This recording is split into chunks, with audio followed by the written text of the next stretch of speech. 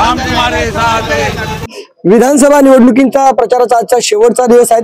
आमदार प्रशांत ठाकूर आपल्या प्रचारासाठी आज तळोजा या ठिकाणी आलेले आहेत। कशा रीतीने प्रतिसाद आहे त्यांना याविषयी आपल्याला विचारायचं आहे। शिवाय काही विशेष मुद्द्यांवर देखील त्यांना मला विचारायचं आहे। साहेब, खरं म्हणजे तळोजामध्ये प्रचाराला आलेला आहेत आणि एक गोष्ट लक्षात आहे की मागे लोकसभा निवडणुकीमध्ये मुस्लिम समाज भारतीय जनता पार्टीच्या विरोधात गेला होता, असं एक प्रकारे नॅरेटिव्ह सेट करण्यात आलं होतं किंवा तशी दिसत होती।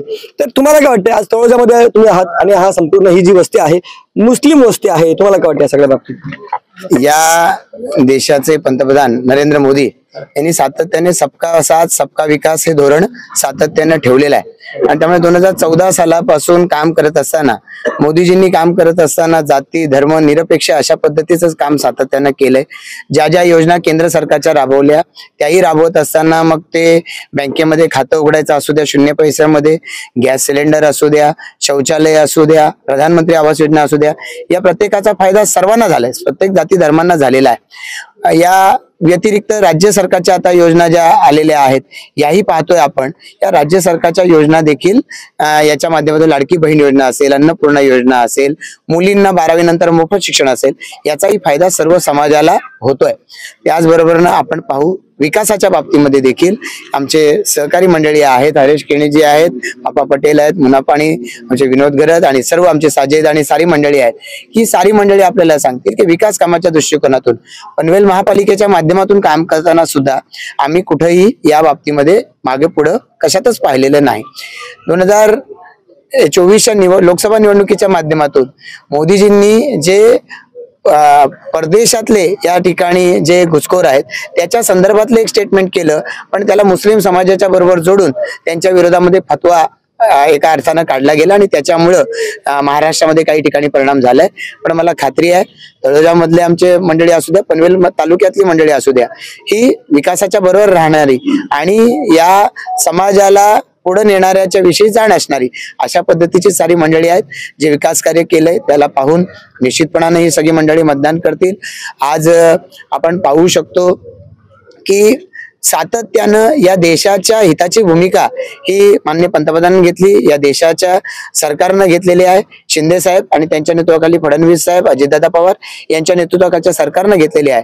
आज जो प्रचार आहे हा जसा तळोजा गावात आहे तसा तो मोरबी, खारघर, बेलपाडा, कोपरा या सर्व गावांमध्ये आहे आणि सर्व ठिकाणी अतिशय चांगला प्रतिसाद भाजप आणि महायुतीचा उमेदवार या नात्यानं मला मिळतोय। मला आनंद आहे। आमचे सर्व सहकारी या उन्हामध्ये या प्रचारासाठी घरोघरी जात आहेत, प्रत्येका ठिकाणी या आपले उमेदवार म्हणून कमल निशाणीच्या समोरचं बटन दाबून विजयी करावं अशा पद्धतीचं आवाहन करतात। मला खात्री आहे की परवाच्या निवडणुकीच्या दिवशी सुद्धा हे चित्र आपल्याला अधिक स्पष्टपणाने दिसणार आहे। पण एक तर नैना किंवा प्रॉपर्टी टॅक्स हा अतिशय महत्वाचा मुद्दा राहिलेला संपूर्ण निवडणुकीमध्ये। काही पत्रकं देखील निघालेली आहेत की बाबा नैना किंवा प्रॉपर्टी टॅक्सचा मुद्दा आम्ही आपल्याला मतं देऊ नये असं देखील पत्रक निघालेले। शिवाय नैनाच्या बाबतीत अजून एक महत्वाची भूमिका 2 दिवसांपूर्वी शेतकरी कामगार पक्षाचे सरचिटणीस जयंत पाटील यांनी घेतली। तर शेतकरी कामगार पक्ष असू द्या किंवा महाविकास आघाडी असू द्या, त्यांनी नैना हटाव हा नारा देऊन नैनाला विरोध केलेला आहे। परंतु जयंत पाटलांनी मात्र त्या ठिकाणी अशी स्टेटमेंट दिलेली आहे की जर आम्हाला भागीदार म्हणून जर ठेवलं तर आम्हाला 20% देखील आम्ही त्या ठिकाणी तडजोड करू। एका अर्थाने त्यांनी नैनाला मान्यता दिलेली आहे।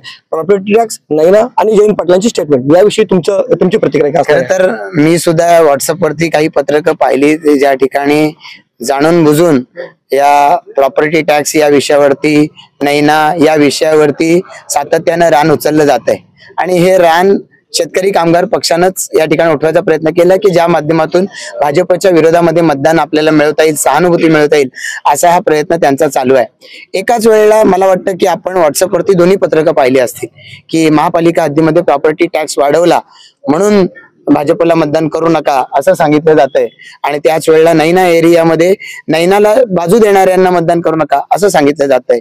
दोन्ही पत्रक ही बाळाराम पाटलांच्या सांगण्यावरून शेतकरी कामगार पक्षाने काढलेली आहेत। मग जर इथे प्रॉपर्टी टॅक्सचा खरोखर हा जो मुद्दा आहे तर नैना एरियामध्ये महापालिका पाहिजे असं का सांगतात? तिथं महापालिका पाहिजे आणि इथल्या लोकांना सांगायचं हे इथल्या लोकांची फसवणूक करत नाही का शेतकरी कामगार पक्ष? याचा अर्थ टॅक्सचा मुद्दा आम्ही लोकांपर्यंत पटवलाय। सगळ्यात कमी टॅक्स हा ठेवलाय। 4 वर्षाच्या नोटिसेस एकत्र आल्या, त्या 4 वर्षाच्या एकत्र आलेल्या नोटीसच्या बाबतीमध्ये देखील सवलत दिलेली आहे। कोणाची जप्ती काढलेली नाही, टॅक्स भरायला आम्ही मुदती दिलेल्या आहेत. आम्ही पण मागणी केली सरकारच्याकडे की तुम्ही हा टॅक्स 2 वर्षाचा तरी माफ करा, पण सरकारला कायद्यात बदल करावा लागतो आणि तो कायद्यात बदल केला तर महाराष्ट्रामध्ये वेगवेगळ्या महापालिका नगरपालिका चालू शकणार नाही अशी स्थिती आहे. पण आज आपण पाहू शकू की ग्रामीण भागामधल्या आपल्या घरांच्या किमती सुद्धा याच प्रमाणामध्ये वाढल्या, कारण या महापालिकेच्या हद्दीमध्ये आलो, त्या ठिकाणी सगळ्या सुविधा आपण देतोय. त्यामुळे लोकांना आता टॅक्सच्या विरोधामध्ये विषय नाही, एकाच वेळेला भरावा लागतो म्हणून विषय आला, पण त्याच्यावर व्याज दंड हा जो लागतोय तो माफ करण्याच्या दृष्टिकोनातून 2.5 वर्ष जेव्हा महाविकास आघाडीचं सरकार होतं यांनी काही केलं नाही. टॅक्स माफ करायचा तर सोडूनच द्या, 2.5 वर्षाच्या सत्तेत काही करू शकले नाही. बायराम पाटील 6 वर्ष आमदार होते, 6 वर्ष आमदार होते. तळोजाच्या पासून नावड्याचं अंतर किती आहे? या सगळ्या परिसरात राहताना ह्या सगळ्या लोकांनी भेटल्यावर 6 वर्षात आमदार म्हणून तुम्ही काय केलंय? 2.5 वर्ष त्याच्यातले सत्तेत होते. आता 2022 पर्यंत निवडणूक लढवेपर्यंत सत्तेत होते त्या ठिकाणी. तर त्यावेळेला तुम्ही काय केलेलं आहे? काही केलेलं नाही. यांना फक्त लोकांची दिशाभूल करता येते आणि अशीच दिशाभूल करणारे या दिशेला आहेत. तळोजा जेलमध्ये 3 वर्ष तुरुंगामध्ये या ठिकाणी शिक्षा भोगतायत. लोकांचे पैसे, लोकांची हाय लागलेली आहे म्हणून यांना जामीन मिळत नाही. हायकोर्टात गेले, आता परवाच्या दिवशी हायकोर्टानं सुद्धा पुन्हा 1 महिन्याची मुदत या ठिकाणी वाढवून दिली, कारण आमच्या वकिलांनी सांगितलं यांनी भ्रष्टाचार केलाय. यांचा मुलगा आता फरार आहे, गेले 3 महिने यांचा मुलगा फरार आहे. कशामुळे फरार आहे? पैसे खाल्ले नाही तर कशाचा डर आहे त्याला? जावं कोर्टाच्या समोर, कोर्टाने देईल जामीन. यांना फरार करावं लागतंय. याचा अर्थ यांनी लुबाडलंय सर्वसामान्य जनतेला आणि हे टॅक्सच्या विरोधामध्ये बोलतायत. आणि तिकडे मात्र सांगतात का महापालिका पाहिजे. आणि त्या नैना क्षेत्राच्या बाबतीत जयंत पाटील काय बोलले आपण सांगितलं. प्रीतम म्हात्रेंच्या प्रचाराला गेले आणि त्या ठिकाणी बोलताना जयंत पाटलांनी सांगितलं की 40% सोडा, आम्हाला 20% मिळाली तरी चालेल म्हणतात, कारण 2.5 पैसा मिळतोय. हेच जयंत पाटील उदय सामंत साहेब यांच्याकडे बैठकीला आले होते, बैठक मी बोलवलेली होती. त्या बैठकीला ते होते, बायराम पाटील होते, अन्य यांचे महाविकास आघाडीचे नेते होते. तिथं नैना नको का नाही बोलले? तिथं नैना चालेल म्हणून बोलले. तिथं फक्त म्हणाले UDCPR लागू करा, आमचे काही विषय नाही, असं का बोलले? याची उत्तर सुद्धा यांना द्यावी लागतील. हा पूर्णपणानं खोटारडेपणा आहे. बाळाराम पाटलांना त्यांच्या बॅनरच्या मागे मोठा फोटो विवेक पाटलाचा लावतात, कारण त्यांनी दिलेल्या पैशावरती निवडणूक चालली. त्या विवेक पाटलांचं तुरुंगात जाणं लपवायचंय म्हणून हे अशा पद्धतीचे मुद्दे काढलेत. याच्यातून याची सुटका होणार नाही.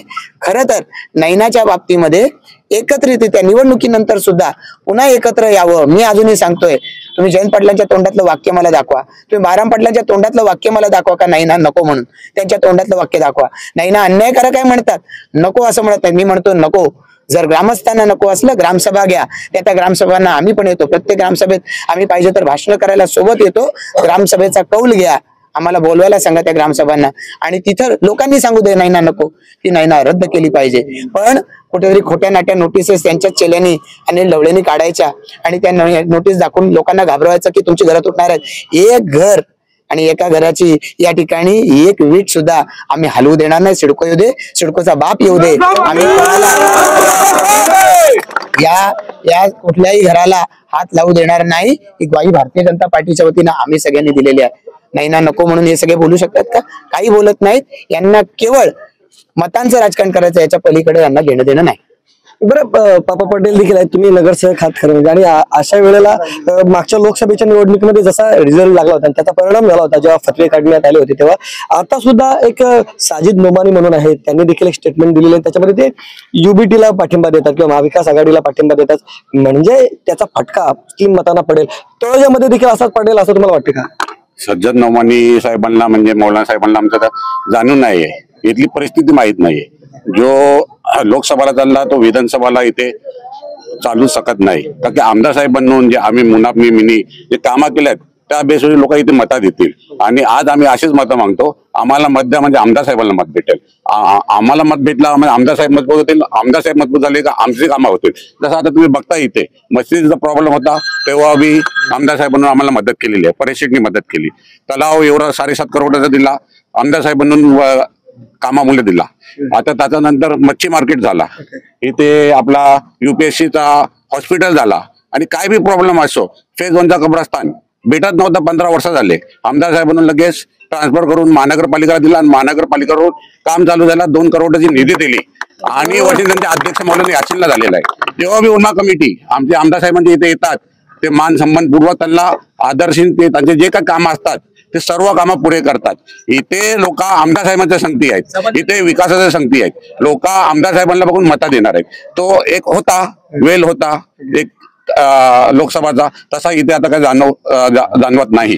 आमचे गाववाले आमदार प्रशांत ठाकूर साहेबांना मतदान करणार, कारण पर्सनली आम्ही लोकांना भेटतो, लोकांची कामं करतो. आता गेल्या 6 महिन्यात जवळपास आम्ही 225 घरांना म्हणजे चांगल्या प्रेशरचं पाणी म्हणजे आपलं शिटको म्हणजे आमदारांच्या आणि परिषदच्या नेतृत्वाखाली आम्ही सगळी कामं करतो आणि ते एकदमच खुश झालेले आहेत. घरोघरी आम्ही पाणी दिला. खरोखर त्यांना टंचाई होती पाण्याची, पण आज ते एकदम खुश आहेत आणि ते म्हणाले का आम्ही आमदार प्रशांत ठाकूर साहेबांना मत करणार आणि ही गॅरंटी आहे. धन्यवाद. हा या फतव्याच्या विषयी असं या सुविधा ज्या आहेत या सुविधा देणं आम्ही आमचं कर्तव्य समजतो. या प्रभागामधील आमचे हरेश केणीजी असतील, पापा पटेल जी असतील, नगरसेवक या नात्याने मुना पटेल किंवा आमचे सर्व पदाधिकारी कार्यकर्ते आहेत, ही सर्व मंडळी सातत्याने लोकांच्या दुःखसुखाला या ठिकाणी आहेत आणि ही शिकवण आहे देशाचे पंतप्रधान नरेंद्र मोदी यांची, सबका साथ सबका विकास, आणि त्याला अनुसरून हे काम प्रत्येक ठिकाणी होईल याच्याकडे भाजपच्या नेतृत्वाचं लक्ष असतं आणि भाजपच्या नेतृत्वाचा कटाक्ष असतो आणि त्यामुळे हे काम करत राहणं याच्यातूनच आम्हाला लोक मदत करत राहतात, लोक मतदान करत राहतात आणि मला खात्री आहे की आपल्याला या निवडणुकीच्या निकालाच्या माध्यमातून हे देखील दिसणार.